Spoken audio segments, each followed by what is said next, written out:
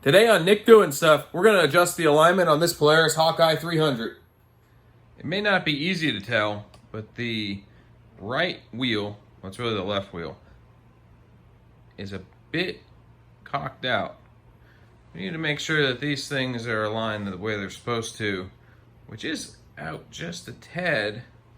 You'll see when we step over here, we're well beyond just a tad. So we're going to get this fixed up. So you can see my trusty assistant is here to help and knock all the things I need down onto the floor. So we're going to measure it before we get started and make sure it's within the spec, but I think this side is right where we want them, just slightly turned outwards.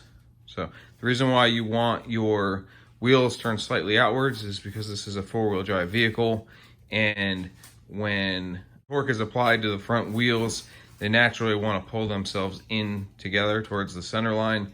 So by turning them outwards just a little bit, it negates some of those pressures. A couple of things that we will need to get this job done are some straps, a tape measure,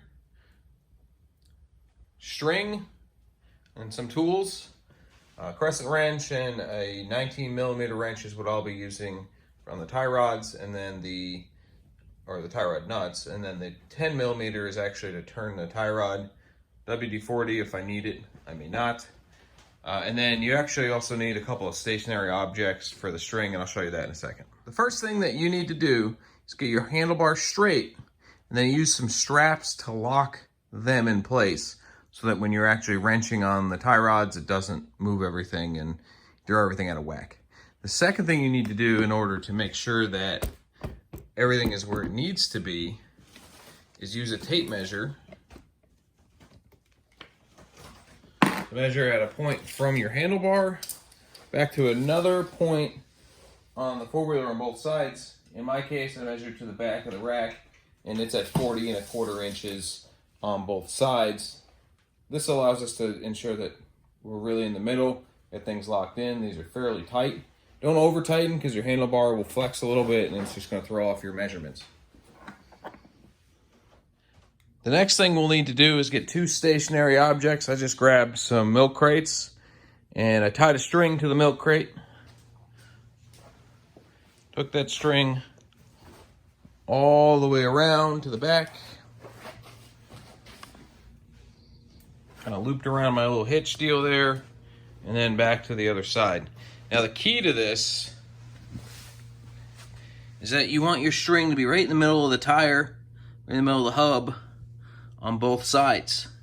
And so what this is going to do is it's going to allow you to measure the variance up here from the rim to the string and the front and the back of the rim. That's going to give you your alignment. Once you've got everything in place, it's going to take a little bit of positioning to get your string at the right height all the way around, to make sure everything's right where you want it to be. You're going to go ahead and measure here. See if we can get that. You're going to measure the distance from the front of the rim to the string. In this case, let's see if I can get a good, there we go. It is right at 1/4 inch to the inside of the string. And then we're going to do the same on the back side. Try not to touch the string. And you'll see it's just over 1/4 inch, add a 1/16 on there, so 5/16. So the manual states that the difference in measurements between the distance here and here should be no greater than 1/8 of an inch. In this case, we were at 1/16 of an inch, so this is actually perfectly in alignment on this side. Now we'll go to the other side. Again, we'll measure.